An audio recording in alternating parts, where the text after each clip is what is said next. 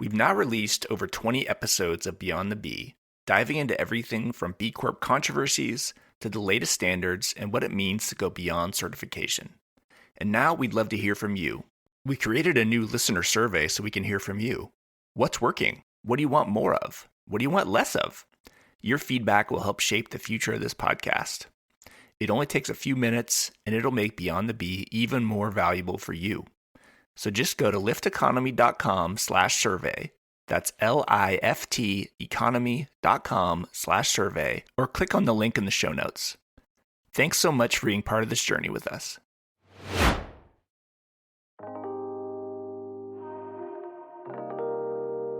Welcome to Beyond the B, an ongoing dialogue about the past, present, and future of the B Corp movement. Co-hosts Emmy Allison and Ryan Honeyman facilitate an open and honest conversation about the B Corp movement, advise companies on how to increase their impact, and provide a deep dive into the new B Corp standards that are shaping our community. I'm Ryan Honeyman, a partner at Lift Economy. Our guests today are Chris Turner and Dyann Heward-Mills. Dyann is a UK qualified barrister of Ghanaian origin, with over 25 years of expertise in data protection and cybersecurity. Dyann was appointed ethics expert for the European Commission in research and innovation and is a sought-after speaker at industry panels, conferences, and media events. In 2022, Dyann led Heward-Mills to achieve B Corp certification, solidifying her status as one of the few Black female CEOs of a B Corp in the UK. Under her leadership, the firm launched a powerful CSR initiative to protect women and girls from misogyny and racism, demonstrating her commitment to social change. Dyann, welcome to the show. Great to be here. And I'm also joined by Chris Turner. So Chris is Executive Director of B Lab UK, the charity building the B Corp movement in the UK. Chris is also Campaign Director of the Better Business Act, aiming to change the law to ensure every company in the UK aligns their interests with those of wider society and the environment. Alongside his work in the UK, Chris is a co-chair of the B Lab Global Leadership Team and sits on the global board, helping to steward the movement towards its mission of creating an inclusive, equitable, and regenerative economic system. Chris, welcome to the show. Thanks, Ryan. Thanks for having us. Great. So as a quick framing for folks who are listening, I wanted to speak with Chris and Dyann to better understand the B Corp movement in the UK, as listeners to this podcast from the UK are our second biggest audience. And so there's a lot of folks from the UK listen. And in particular, for those of you who don't know, the UK B Corp movement has had some incredibly strong growth over the last few years.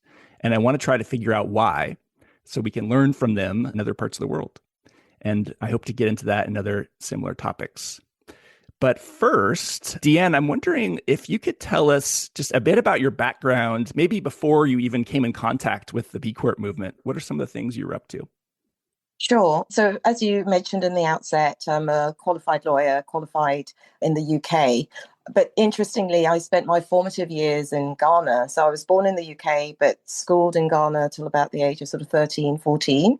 And I think that has been very impactful, obviously, on me and how I move in this world. I think what that gave me was a very strong foundation on who I am. And actually spending time in a Black country surrounded by Black lawyers, Black accountants, Black doctors, just had the expectation of, excelling. And that was the norm. And I think I've sort of taken that heritage and sort of navigated qualifying in very white environments, actually, when I reflect on it. But actually, for that not to faze me. And so I sort of, qualified as a lawyer. I worked in-house in a number of organizations. I was always drawn to data protection and privacy, I guess, as a sort of the human rights. It's a practical commercial human rights elements of that. So I worked in-house within sort of legal environments, financial services environments, and then was headhunted to lead a cyber data protection privacy program as a law firm partner in the UK. I worked at Baker McKenzie. And in the lead up to the GDPR, there was an opportunity to create an organization that offered data protection officer services. I had a number of clients who wanted me to be their DPO, that's the reference. And I just felt, actually, it's a really unique opportunity to create a business for purpose. And so that was always my priority was, I was very successful as a law firm partner. I could have remained as a law firm partner, but there was an opportunity to do things in a way that were really aligned with my values and to have the autonomy and the creativity to do that. I took a risk. Entrepreneur, always some ways you take a risk on something. But I felt that, the timing was right and the opportunity was there. So B Corp was actually at the forefront. I actually never created a business. I've worked within very successful businesses, so I kind of understood the elements of what makes a business successful, including the idea of culture being very prominent, people first, and the business will come. So the B Corp standard was something that was very real, very challenging to implement. And so for me, definitely worth it. And here we are 3 years down the road from when we received certification. Do you remember how you first found out about it? Was it just reading an article online or something? Or I was reflecting on that. I worked with a contact when I first established the business, and it's really interesting how sort of birds of a feather flock together. She was very engaged in B Corp and shared just a very high level what the standard meant and the types of organizations that had B Corp accreditation. As far as I could see, there were no data protection office businesses like mine that had the standard. And I actually thought that there was perhaps an opportunity to also influence within B Corp because, we work in the area of data protection and digital. And I felt that perhaps some of the standards were focused on sort of the traditional industrial businesses. And maybe there was an opportunity there to think about actually, how does a digital business demonstrate its ESG credentials? We're sort of hybrid remote working. And actually, how do we start to influence organizations to take data protection, privacy seriously as part of the whole idea of being a better business? Yeah, so it was almost like, this would be good for us, but maybe we would be good for B Corp too. And maybe that's the way I always think, it's like understanding what you are bringing to the table. So it aligned very well. We scored, very highly because the work we do and the organizations that we work with, they're very, very global and many operate in regions and jurisdictions that don't have a high level of data protection and privacy protection. But when we support a client, we do so like holistically. So it's building programs to ensure that their customers and their workers, their employees have these high levels of privacy and data protection. And actually, in some ways, 6-7 years ago, and perhaps even now, one of our sort of biggest client base is in the US, and the US does not have an umbrella privacy protection. So in that sense, US consumers and workers could be seen as underserved, communities. Is really interesting for such a developed Western democracy to be lacking when it comes to sort of privacy and data protection. It's setting high standards and expanding them globally, and that's very aligned with B Corp and what B Corp does. So yeah. Okay, perfect. And Chris, what about you? Same question. Like before you first got involved with B Corp, what were you up to, and how did you kind of come across this movement? Yeah, Dyann, great to hear your story. Yeah, mine is, I suppose, a sort of professional, trajectory was a kind of meandering one in lots of ways that has sort of led me over the years, I guess, between the worlds of kind of doing business and doing good. So starting at the end, ending up with, at B Lab and working with B Corps feels like home, feels like a very natural place for me to be in terms of combining those two things.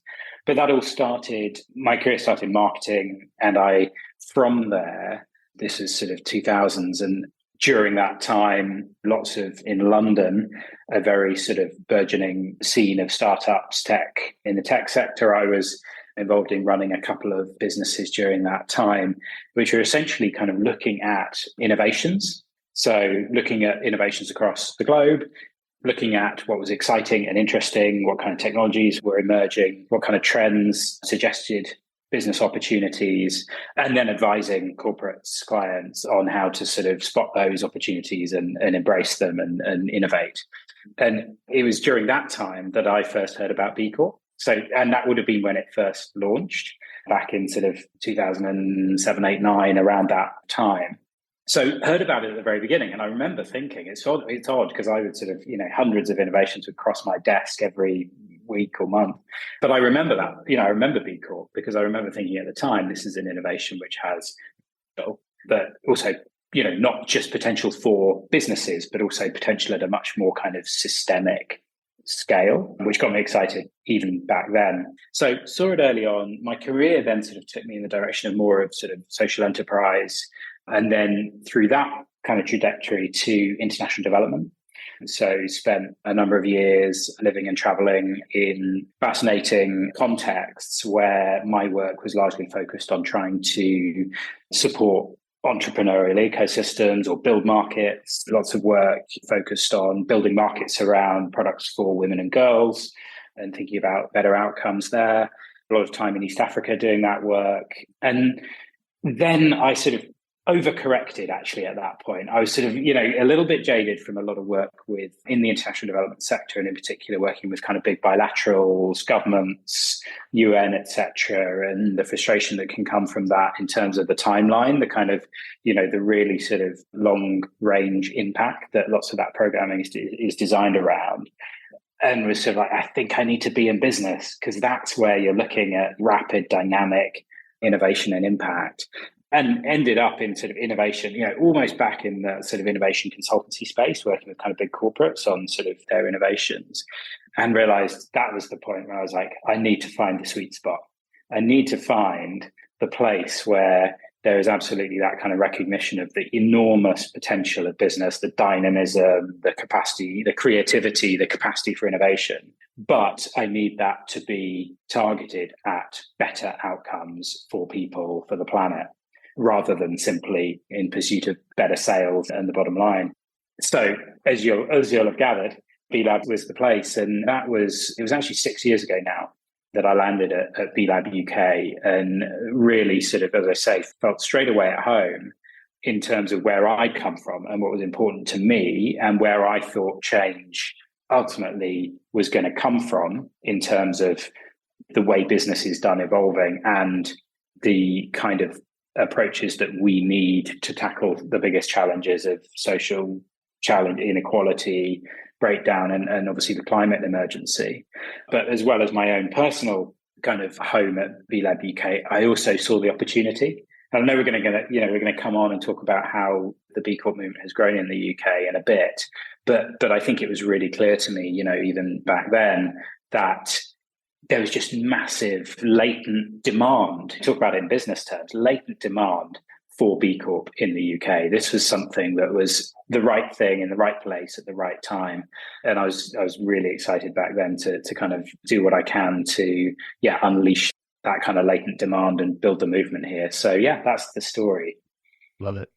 And maybe, Chris, would you mind just taking us up to, so folks who listen to this podcast are, in theory, folks who are familiar generally, like we know what B Corps are, we support the movement, and we're sort of interested in like sort of the nitty gritty of like, let's really get into it. But I don't think many people, especially outside the UK, know about the growth of that movement. So can you, like from the launch of B Lab UK, I think 2015 or something, is that about right? That's right. Yeah. Until today, like what's been the sort of trajectory? Maybe there's a couple hundred or so 100 when it launched, and then now it's like over 2,300 or something. Yeah, that's right. I think it's a really interesting to kind of tell the story of growth, and I won't take you through all 10 years. I realize Sure. we're on the clock. But what's really interesting and exciting about that is that every stage of that growth was necessary for what came next.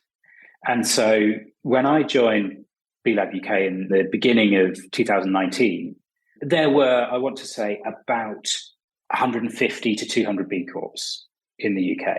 And as you say, that was from 2015 through to the beginning of 2019.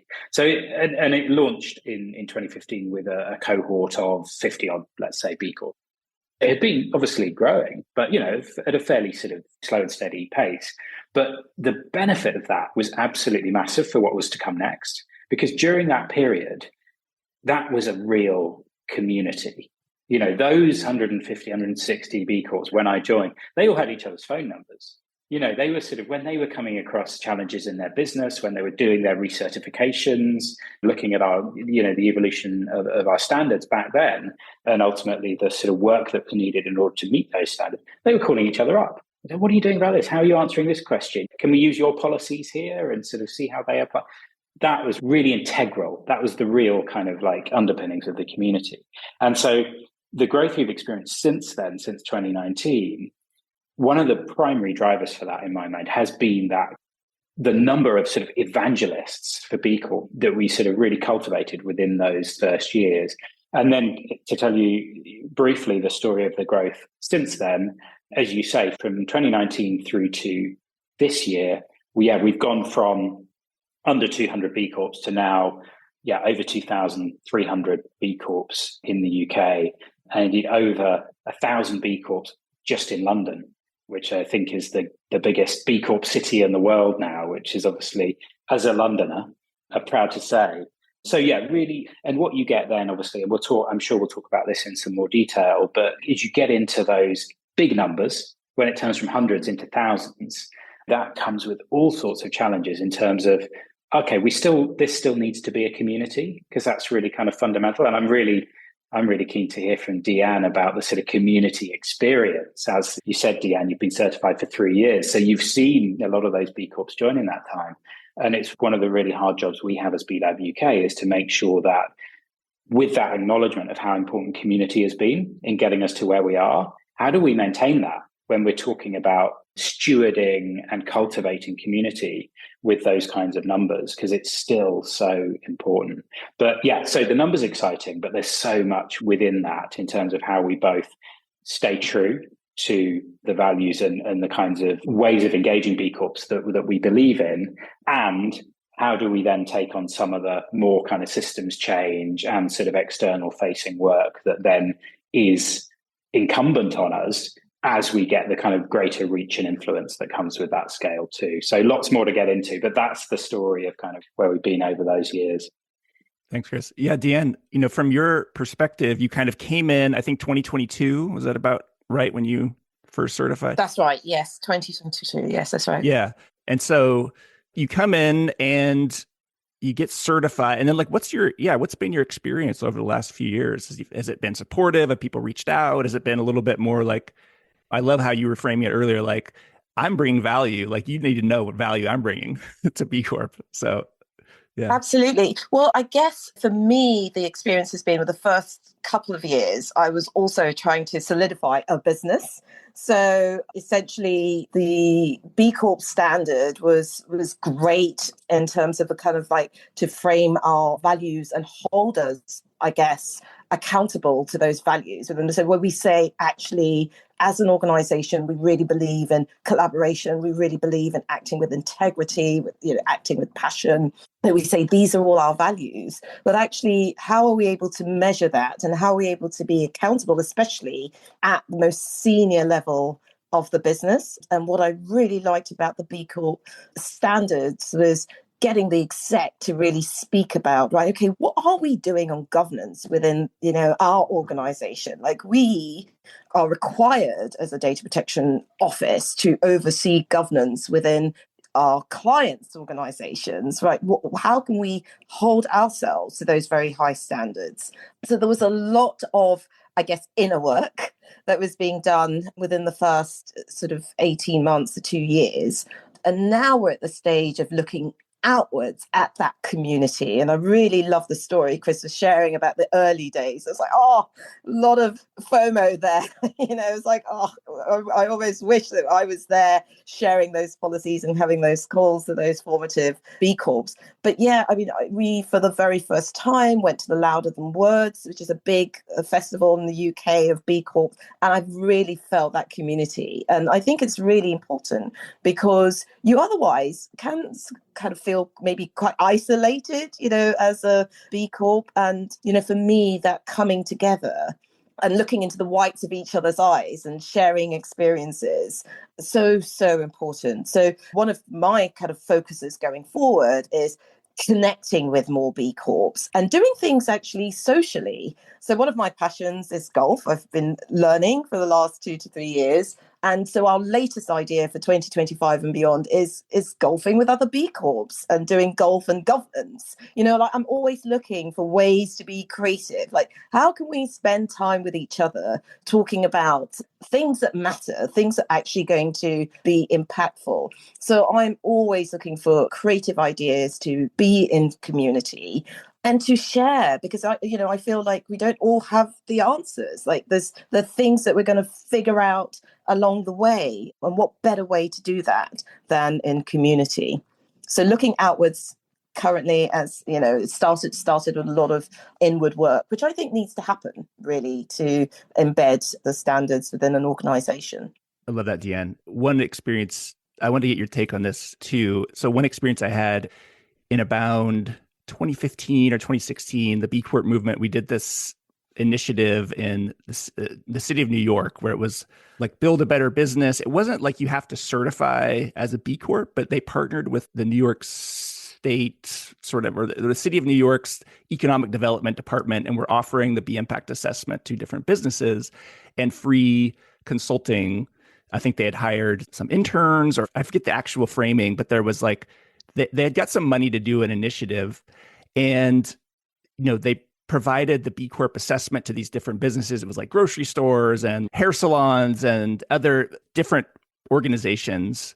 And it was interesting because some of the feedback was like, yes, this is helpful in increasing our impact. And speaking about like equity and inclusion, it felt to them like some of the questions and framing in the assessment was a little bit like, this is what sort of some white folks in like a Western progressive organization have created. Like these are sort of the metrics. And I'm curious if for you, was there any sense of like, well, this is part of these things are relevant to me, but part of them are not, because they're not like taking into account my full humanity and like all the parts of me that are represented. And I'm curious, like, was that your experience at all with the sort of initial certification, or did you feel like actually it was pretty inclusive and it actually matched what I thought it should be?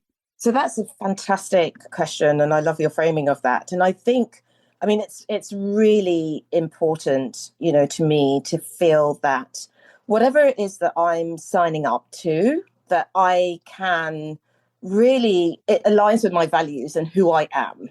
For me, it's an exploration, and the process itself was more around my business with HewardMills and the impact that we were having kind of like on the world in terms of what we were doing, and having to explain that and to position the service as one that is progressive. So really that was about me explaining to B Corp, and the response I got back from B Corp is like, yeah, you guys are you're doing a good thing.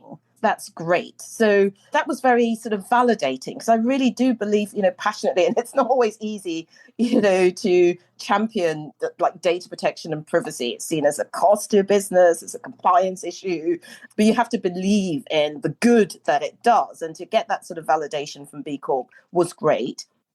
What I also like is the opportunity to be creative around the impact that you're making, right? So there's an idea that you have to sign up to as an executive, that you're going to serve wider community and stakeholders. You're not a business that's merely there to serve shareholders, right? And, for me, I subscribe to that principle. It's like thinking about, okay, what's your wider impact on society?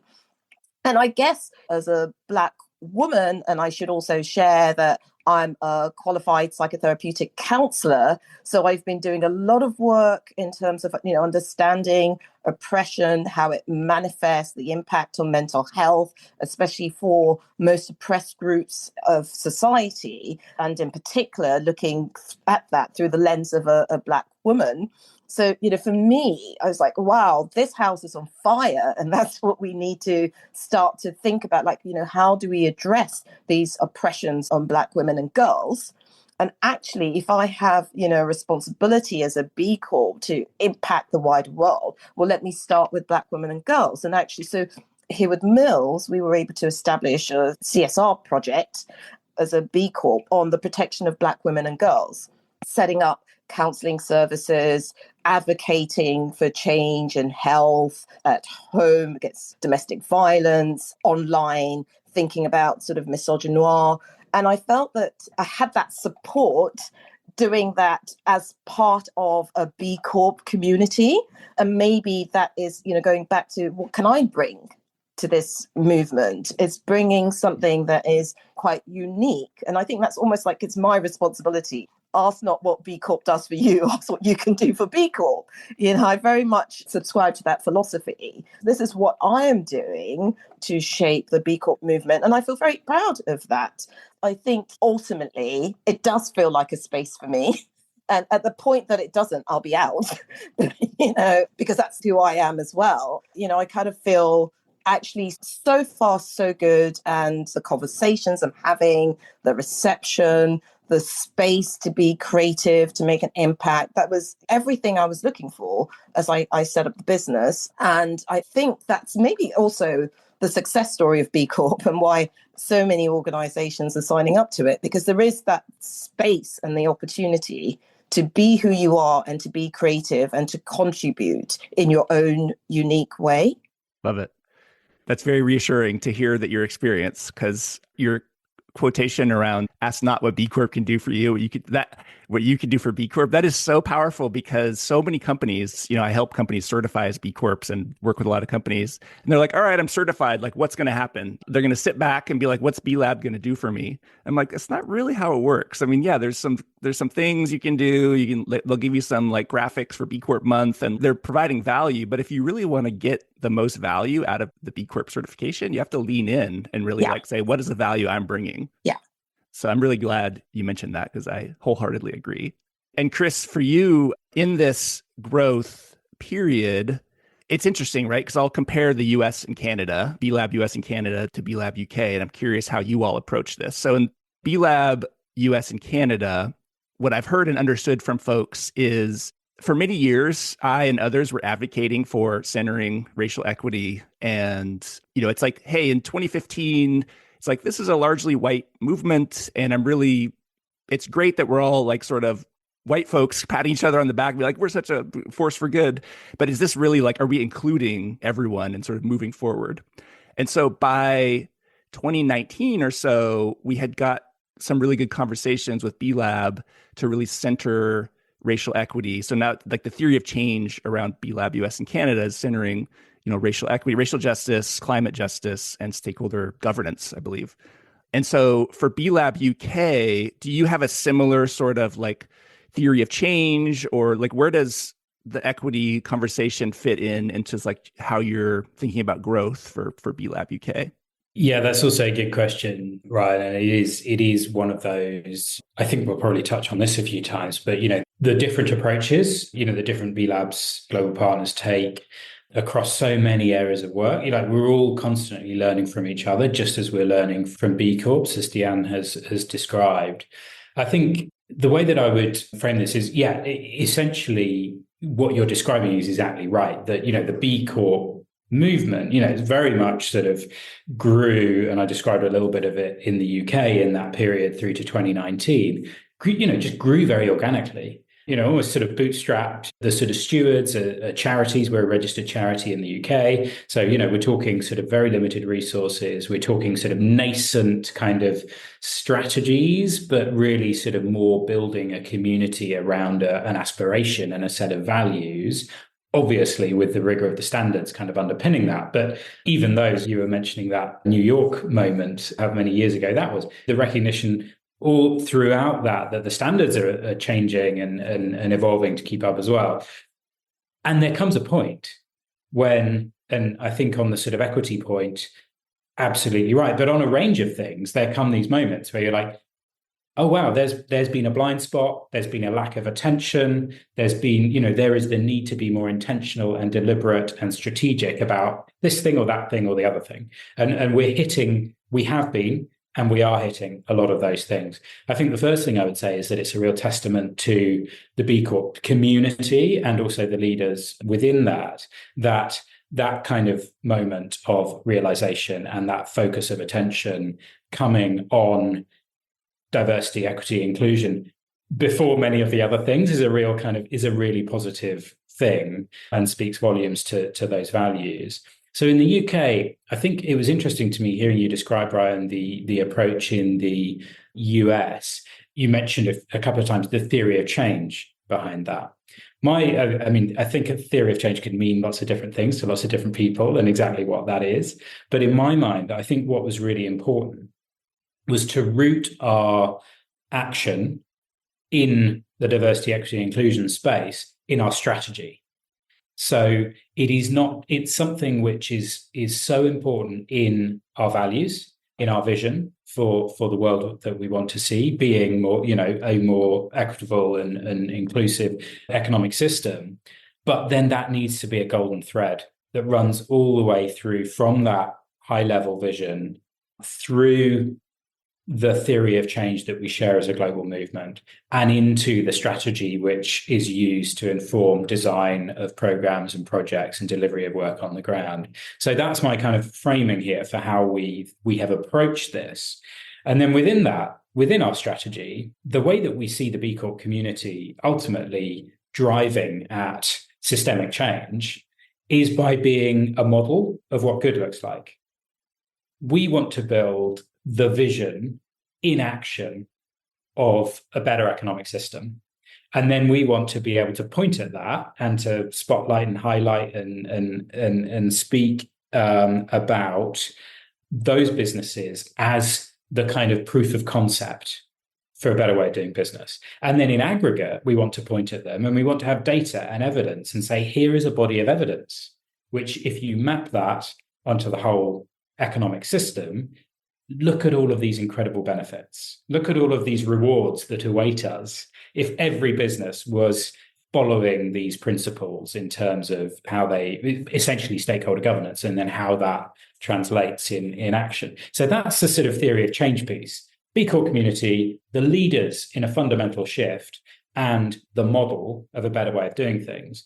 In strategy, if you follow that through, what that tells you basically is, well, the B Corp community has to represent the society and the economy within which it sits if it is to be truly representative of a better way of doing things. And so there is not only a kind of really important set of values that tell us we need to absolutely center diversity, equity, and inclusion within our work, but there is also a strategic imperative to make sure that our community is truly diverse and representative. And so the work that we've done in that space it's been wide ranging. We've had, brilliant people working with, like Dyann. We've had an Equitable Growth Advisory Group, which has kind of informed the design of a whole range of initiatives. We have targeted, I suppose, our growth strategy has been pretty much driven by this strategic priority to ensure that the B Corp community is identifying areas where it is underrepresented. So we're focusing on underrepresented founders. We're focusing on underrepresented regions. We've been focusing on the Wales and the Northwest as examples. No more London B Corps. Is that? Yeah, is that a rule? exactly. I mean, Just kidding. and we have seen that balance shift. If you had gone back, if you went back 5 years, you would have seen the vast majority of UK B Corps were in London. And so you joke, but now the majority of UK B Corps are outside London. And actually that is a massive testament to the impact that focusing that growth strategy can have.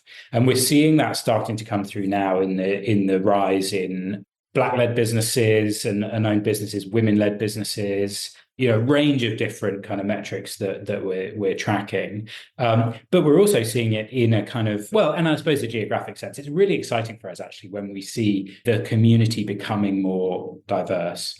And I think it's a challenge, it is something we need to constantly focus on and be vigilant on. But, 84% of B Corps in the UK have at least one woman on the leadership team, which is, I think, really, really positive when that's about 50% for the wider kind of business. So we've got kind of really nice kind of data points coming through now that we've got that bigger sample size. And as I say, this sort of body of evidence is growing. Yeah, that's all a result, as I say, of not just having those values and knowing, as we always have, that this is important, but also clearly baking it in. And therefore, everything we do as we put together an annual plan, we're asking ourselves how we answer that challenge. Great. Dyann, did you want to jump in on anything coming up for you around that? Yeah. Yeah, like for me, this is why I am so proud and enthusiastic about this movement is where in the world would you find an organization that says, right, we have blind spots. So it's like the first and foremost thing is recognizing that those blind spots exist by default, right? Because when you're in denial, there's no way you can start to tackle them. So we have blind spots. Like, let's lean into that and with intention, recognizing it's an ongoing effort. Like, you are not going to resolve with a sort of one action and done. And so to have two white men speak about the need to lean into DE&I right now, that's, to me, very, very powerful. And that's why I believe in what B Corp is doing, and I want to support the movement because we need that data to demonstrate, right, that there is actually proof that this works. And I guess, my organization is one of those data points that you can have a female-led Black professional services business do well, and actually the support received from a B Corp accreditation helps with that, because otherwise it's a very, very lonely place. And the community that is derived from kind of being in the B Corp space is so important. It's, again, finding kind of like-minded individuals who are saying, look, this isn't easy. There's work to be done, but we're walking with you. We're here with you. And we get it. We understand the need for this. And we're not going to blow in the wind and change according to who it happens to be at the helm. This is something that we're building into our strategy. I think that's like a really, really important approach and lesson. And that's why I feel like, there is a space here for me to contribute. Yeah. Thanks, Dyann. One of the things I was thinking about with this initial conversation was on the growth and inclusive growth. Maybe we could take a double click into the why, Chris, you think the growth has happened. So I posted on the Beehive this prompt to the B Corp UK groups and other groups, like, why do you think you all have excelled so much? And I got some answers. People were saying, maybe it's a conscious consumer shift. Maybe there's been a market saturation like in the US. So things like the UK are growing. People were speaking about proactive government and regulatory environment, with the Better Business Act, or other reasons like, consolidation around a single certification, social proof, an SME focus. But the thing that stood out to me, and I want to gut check if this sounds right to you, is it seems like the biggest differentiator in the UK from others, at least in the US, I can't say from other regions, is one, B leaders, so having a huge ecosystem of B Corp champions who are not just consultants, but are also trained to just talk to people and sort of like proselytize and sort of like evangelize for the B Corp movement. And we don't have a similar thing in the US. And so I'm thinking that's one thing. And I also think the US, I know in particular, the US actually stopped doing business development during COVID because it was like there was 4,000 B Corps in the world and or 4,500 in the world and like 6,000 in the pipeline. They're like, we don't need business development. We need to like stop spending more money on top of the funnel stuff. We need to just like deliver on getting these companies certified. But my guess is I don't know if B Lab UK actually stopped doing like top of the funnel development during COVID. And I'm curious if you think B leaders and like continuing to grow the community and not stopping on business development, if you think those are for you, like, do you think that's why it grew, or if it's some other reason? I'm open. I'm just kind of curious. Thanks, Ryan. Thanks for doing that kind of spot survey on the Beehive, because I think that, it's really interesting. And I think this is one of those things which we haven't been able to evidence this in one way or another. And so it is a kind of, people will have different answers and they will have seen this growth kind of play out in different ways.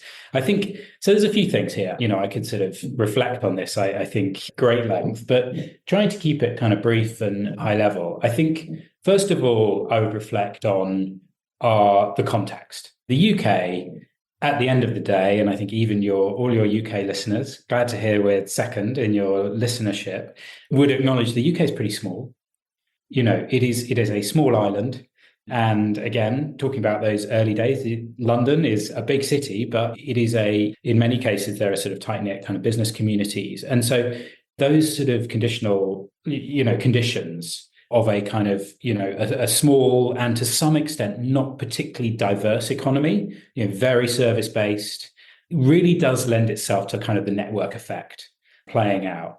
And so I think that is the sort of prerequisite for the kind of impact that I was describing, those early days of community foundations and the role they played in accelerating the growth that was to come, because we were almost kind of hothousing a kind of engine of growth there. And those people were, when I was talking about that being the sort of, that had to happen for the growth that was to come later, it was also the catalyst, because it sort of reached a critical mass at which you were kind of like, oh, well, within that, whatever it was, 200 B Corps, we've sort of got now these champions and beginnings of networks in all these different kind of sectors or business groups or whatever it might be. And from there, you can see the kind of network effect where people are going out and evangelizing.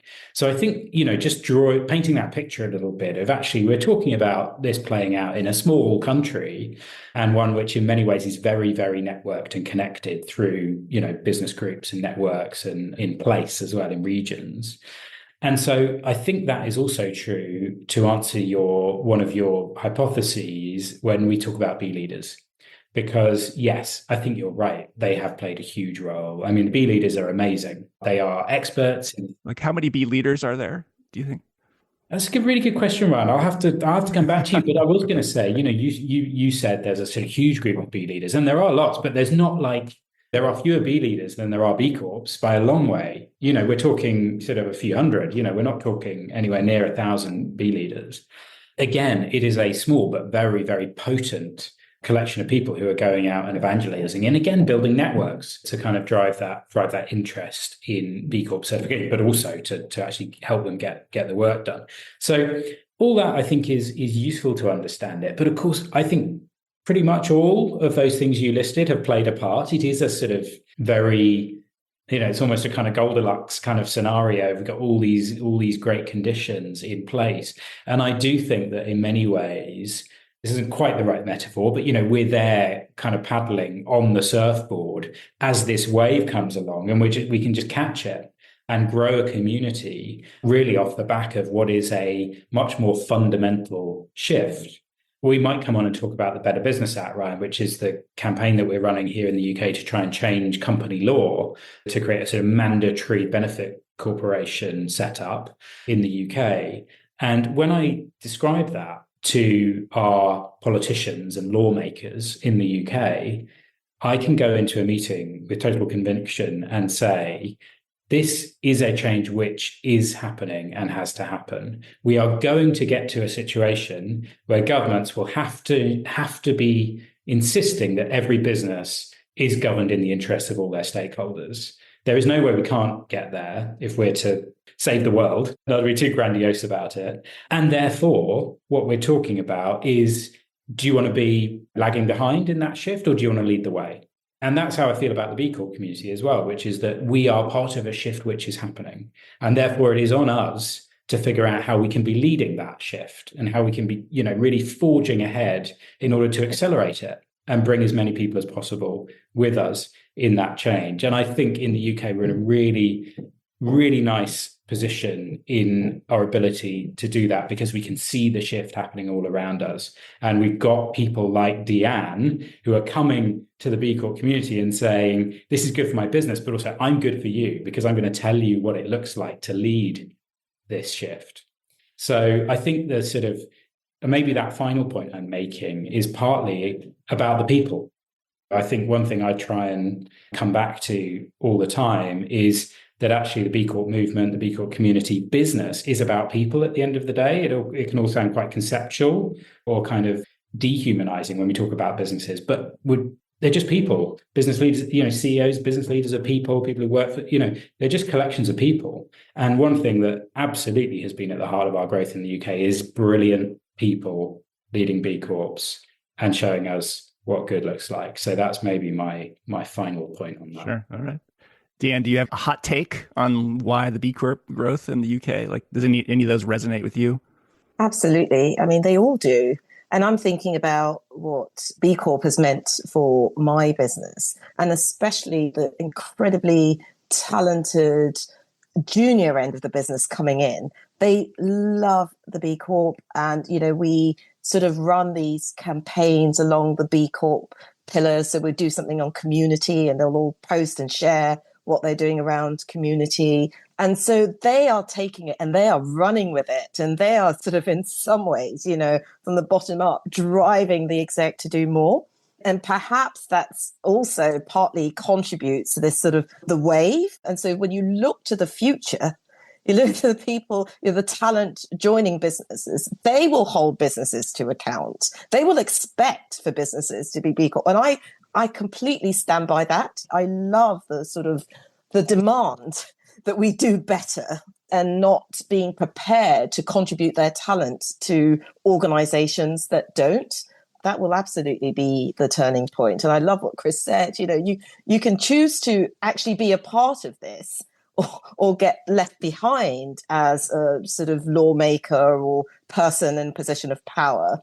And I think there is a sort of an inevitable sort of movement. And it's like, okay, so how do we find ways to identify champions and individuals that actually can drive this community further, staying true to those original values? Because there will be areas that are very challenging. It's not an easy certification to achieve or indeed even maintain. There's a cost to that. So you have to be in the real world. You've got to be profitable in order to be able to, if you like, continue to contribute to the movement. And so there's a sort of like a realism there.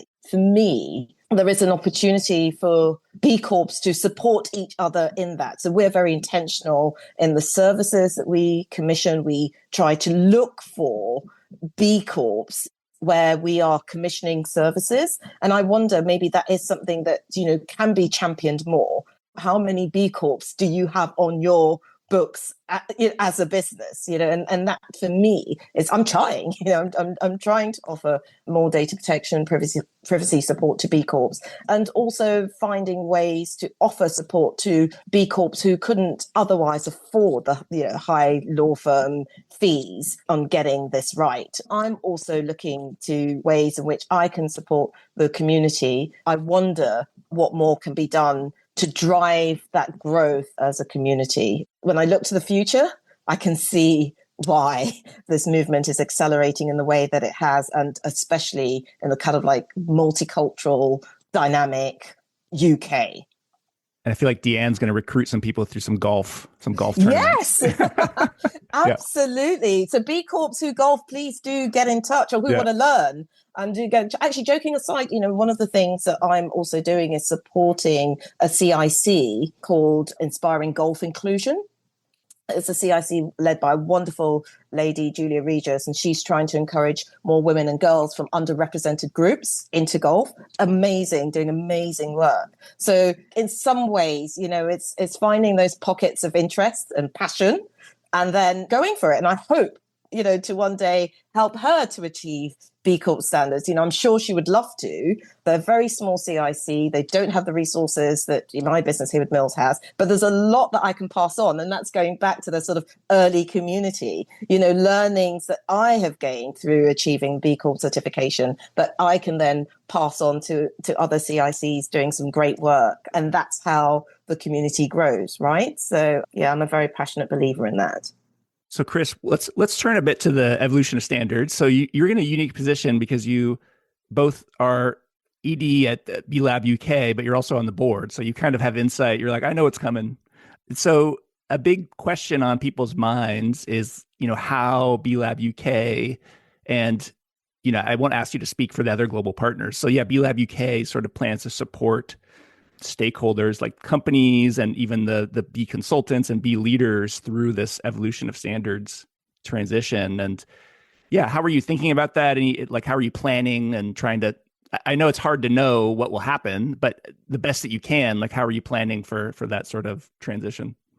Yeah, you're right, Ryan. It's a huge kind of transition, which is going to happen over in the years ahead. And that just, just saying years, that points to the kind of scale of change, which is happening here. And most of your listeners will know that we're talking here about a fundamental change to the architecture of the standards. This isn't a regular update. This is really significant change to how the standard is designed. I think it would be foolish to talk about these new standards without touching on just how exciting they are going to be in terms of, again, reaching that level of what good looks like and being able to confidently say, as we look into the years ahead, that B Corps represent the leaders in this shift that is taking place. So that it's massive progress. But of course, that does mean that there's a lot of work to do. And so you're right that we are in planning stages. And so I'm not, I won't announce a raft of initiatives right now, but the standards are obviously drafted. They're going to be out in the world very soon for everybody, all those stakeholders you mentioned, to be sort of digesting and kind of planning with. And we are currently thinking about, essentially, in this transition which lies ahead of us, what are the really important things? What are our priorities? What needs to happen? And clearly, the first thing that needs to happen is as many B Corps as possible need to make that transition onto the new standards. They need to be really empowered to work with the new standards, understand the new standards, do the work required to meet them, and obviously recertify on them. And so this is about giving them enough time to do that. It's about giving them the right kind of content and information and support in order to make that transition. That's kind of, as you would imagine, priority number one for us, so that all that brilliant community that we've been talking about comes with us on the journey to new standards. But of course, it's also a case of ensuring that those businesses which, and there are many, many, many of them, which are thinking about B Corp certification, as you say, at the top of that funnel, if you like, are essentially seeing these new standards as, you've used the funnel language, so I'll continue with the sort of business kind of sales language, if you like. They're seeing the new standards as a better product. Okay, B Corp was appealing because the wonderful community, the amazing brand, the associations, the embedding all these amazing values. It's just got even better. That's what they need to see and feel when we talk about the new standards out there in the world. And so their priority number two is ensuring that they see and feel that upgrade. But then again, they've got the help that they need in order to get through the certification process. So when I describe that, in some ways, this is all quite familiar to us, and it will be to other B Labs. We're very used to working with our communities, encouraging peers within our communities to come together and support each other. I spoke a little bit about that earlier. We're used to this kind of program design, to kind of get B Corps, empower B Corps. And we're used to the growth strategy stuff, who needs to be in the community? How do we make sure they know about B Corp, they see the value, and they can do the work? So it's familiar, but this is on another scale.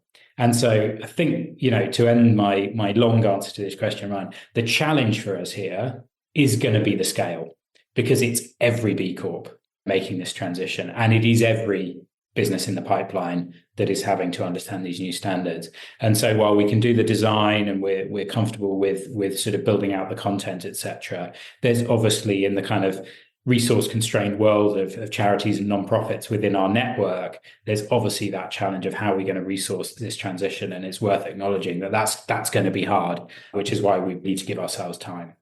And just a plug for B consultants and B leaders. We're definitely on your team to help with that. So just making sure I know that's part of your strategy, but just another plug.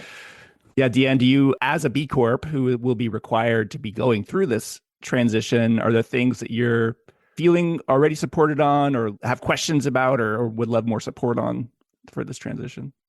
Yeah, I guess we're already starting to think about, the road ahead and what that might mean for our business. Certain aspects of, I think, if you have a good foundation on a B Corp and actually have been implementing the standards, that's a good start to build on. But yes, of course, we'll be reaching out for support to try to understand exactly what that means for us. But I'm excited about it. I kind of like the idea of evolving, this idea of constant sort of momentum and movement and not being complacent, not standing still, continuing to be creative in ways that is also kind of manageable and sustainable, right, for businesses. And I hear what's being said about the kind of resource challenges. That's very, very true. And maybe there's ways of thinking of how perhaps businesses who are better resourced can support those. I mean, what I loved about the Louder Than Words festival was there was an opportunity to contribute to tickets for those that couldn't afford the full price of a ticket. That concept of giving back and pouring into community. I mean, I don't know to what extent that's built into this new change, but that was something that I would be advocating for. But yeah, I look forward and continuing to sort of evolve and move with the standards as they evolve. Yeah, I do think the standards are needed. It felt like, and Chris, I'm curious if you experienced this during your tenure, but it has felt at times like up to COVID, a lot of the news about B Corps was very positive. It was like, look at this amazing movement. Everything's great. And like, there's so much amazing stuff happening. There was a couple things in the US, around like, hey, Etsy's a benefit or B Corp, and they just created a tax subsidiary in Ireland. Like, is that what B Corp? So there was like a little bit of like some conversation about, like, is that part of the B Corp values? But it has felt since COVID, with just like the wait time, so many companies wanted to be B Corps. There was companies like, there's this continual tension in the movement about, should multinationals be part or should it focus on SMEs? There's always going to be folks who are firmly in the like, we should have a small, high impact community that like does not include multinationals. And then there's other folks who are always going to say, it's a big tent movement. We need to include them because they have the most materiality. And like, it can't just be only service companies. There was like the Financial Times article, like struggle for the soul of the B Corp. And, there's a couple companies like Brewdog and others. And it felt like the B Corp movement has been sort of in a boxing match, been like punched. It's like, it was sort of like looking good. And then it was like, it got punched several times and was kind of wobbling, like, whoa, what's going on here? And it does feel like the new standards, for all the complaints and challenges of going through that process, it's kind of a way to turn the page a little way and like look forward. Have you felt that sort of, it's been like a little more challenging as B Lab and as B Corps in the last couple of years? Does that resonate at all with you? And how have you been feeling about the movement? Yeah, Ryan, it's interesting to hear your reflections on that. I suppose that, as you're describing that as a visual that pops into my head as you were kind of talking about, it feels like the B Corp news has been kind of punched and poked over the last few years. And I think for me, that kind of, some of the ways that has been described and I think the perception that we are sort of resistant to that, I think that's a misconception, because I think what it does is when you think about those punches and pokes, that's kind of assuming that we're standing still and we're just kind of like, we're standing there and we've got a black eye because someone's just taking a swing at us. But as you just said, the idea is that this is a movement. So we're not standing still, we're moving. And this speaks to some of the points that Dyann was making earlier on about constant improvement, constantly sort of we're dynamic, you're constantly looking at what's coming next. So the point here is that, and I've said some of these things before, but just to kind of wrap it in this answer, we're constantly trying to understand what leadership looks like in a dynamic and evolving space, shifting towards a new system which doesn't yet exist at scale. And so the expectation there is that we need to be learning every step of the way in order to change, get better, raise the standards, and challenging each other and ourselves with those lessons along the way. And so rather than being kicked or punched in the face because we're standing still, the way I see it is we're running and people are just kind of like nudging us as we run. They're kind of speeding us up maybe, or they're kind of steering us a little bit on that run. And ultimately, it's about making sure that we're running at the right pace and we're running in the right direction. And every time there is one of these challenges, every time we make a misstep, because again, this is all new. then that's really, really valuable, because it means we can learn from it and we can improve. So, and I think the new standards are a great manifestation of so much of those lessons over the previous years, but they will also come with a whole bunch of other lessons in terms of how the assurance is done on those standards, in terms of how we manage complaints, in terms of how we deal with risky industries. It's constant learning being deployed in sort of a better way of doing things, better products, if you like, again, back to that kind of language, but also better ways of working, better ways of collaborating across the B Lab network, which we're constantly evolving and working on. So I welcome it. I think bring it on. I think if there's, if I'm talking in another year or two about, people are saying, do you feel like you've been punched in the face over the last couple of years? I say, I hope I'll be able to say, you might say I've been punched in the face, but I've just been nudged along even quicker. Because I think the more that we succeed, i.e. grow in reach, in influence, in credibility, the more people will want to take a pop and have a go. And so I welcome it. Bring it on. Them's fighting words, as we say. No, I'm just kidding, Chris. That's a good answer. I like that. Dyann, what's your take? Yeah, I completely can relate to that. You cannot do progressive work and expect to just not be punched or, people to take a pop or to have the bumps in the road. And I guess it's a question of like, how resilient are you? Are you able to take some knocks and to keep going? And if you truly believe in what you're doing, you inevitably will. I cannot tell you the number of knocks I've taken to be standing and speaking, with you today. And ultimately, it's lessons, right? These are all learnings. And I think there is something about having a humility to say, like, we're not always going to get everything absolutely right. But what we're determined to do is learn the lessons and to move on, but move we must. So yeah, I totally subscribe to that philosophy, and yeah, bring it on, because that's a good opportunity for us to either kind of like course correct or to understand ways in which we could be doing kind of, better. And I like this idea of like, always continuously looking to create a better product. So yeah, it's part of the journey. Yeah, it's a good framing, Chris, around the bigger and more successful the B Corp movement gets, the more we'll just be taking nudges on the run or punches in the face, whatever like sort of analogy we use here. So it's a good reminder that controversy and resistance is not always a sign of a deficiency.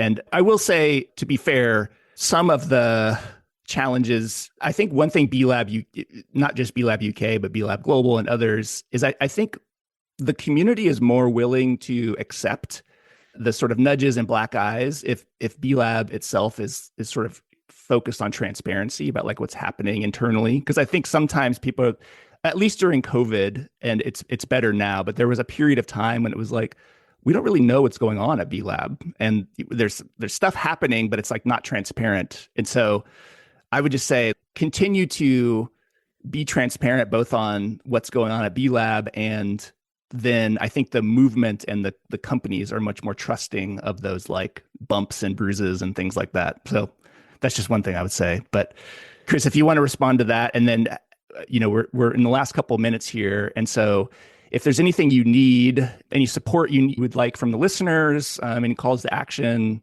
any links where folks can go to find more, feel free to drop any of that. And then Dyann, same to you after Chris.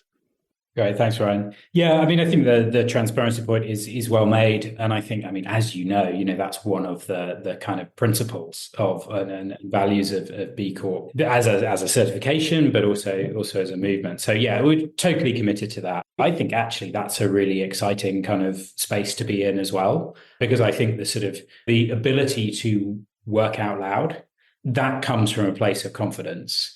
And I think we are increasingly confident as a global network in what we're building. And so I certainly hope that we can kind of live up to that value and demonstrate that to the community and our wider kind of ecosystem, as you say, the B leaders and the brilliant consultants who are all kind of, we know, with us. So yeah, definitely that's something we're really keen to ensure we're doing in the UK. And I know globally as well.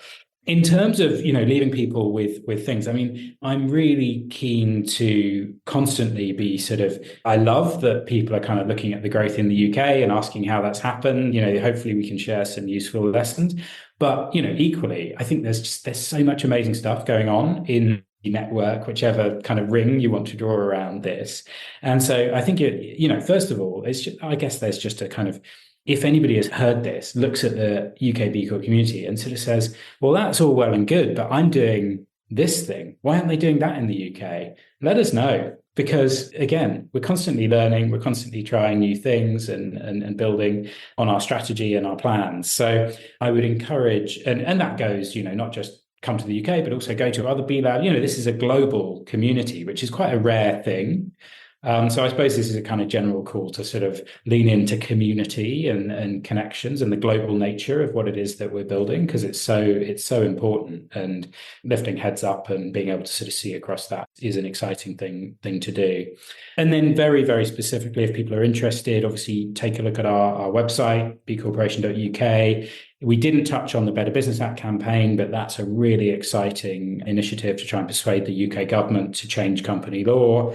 It would be the first in the world piece of legislation to try and raise the floor of what we expect from businesses and say every business needs to meet this minimum bar of balancing the interests of the whole set of stakeholders in decision making. And we're making some really good progress on that. The UK Labour Party, which is in government, is interested, and we're hoping to kind of take our cross-party coalition of parliamentarians and lawmakers. So it's every major party in Parliament has supporters of this. So we're hoping to kind of use that opportunity to push that forward in the legislative programme in the years ahead. So take a look at betterbusinessact.org if you're interested in that. Just really a pleasure to be able to talk about it all and to share this spotlight with Dyann as well and hear more from her. Yeah, Dyann, same question. Anything you need right now? Maybe if you want to do a brief blurb on your business and services, happy to put that out for folks to hear. Sure. Thank you. Firstly, thank you so much for the opportunity to have this conversation. I've thoroughly enjoyed engaging with you and look forward to connecting further. From a business perspective, we're a global organization, HewardMills. We support organizations on their data protection, privacy, cybersecurity, and increasingly AI compliance. So any organizations wanting some more information on that, www.hewardmills.com is the place, or they can reach out to me, Dyann Heward-Mills, on LinkedIn and maybe share some information how they can do that. Also very proud of the CSR initiative, Protect Black Women. So they can also Google Protect Black Women or www.protectblackwomen.com to find out more information about that. And, really, I'm super proud of the impact that we're making there globally. And lastly, anyone interested in golf, any B Corps listening, I have been golfing in the Bay Area, known to travel around to find, communities to golf with. So please do, again, reach out and, hopefully see you on the course sometime soon. Wow. I love this. Golfing for B Corps. This could be a whole new movement, part of sub-movement of the community. Well, Chris and Dyann, thanks so much. It's been a real pleasure. And yeah, I think the larger B Corp community is looking to the UK of like, wow, they're doing something right. And so just want to appreciate both of you for your hard work. And yeah, hopefully, it's a two-way street. We want to take some ideas from you all and hopefully we can give you some good ones back. But I appreciate you coming on the show. Thanks a lot, Ryan. Thanks, Ryan. Great to be here. Thank you for listening to Beyond the B. We are trying to grow our audience and wanted to ask you a huge favor that you can do right now. Try to think of one person that might like this show. Then pull out your phone and text them something like, hey, I think you might like this new podcast, Beyond the B. Check it out at lifteconomy.com/beyond. You can subscribe wherever you get your podcasts. Seriously, try to text someone right now. Pull out your phone. Then follow up with them to see how they liked it. This would be super helpful for us. We deeply appreciate your support.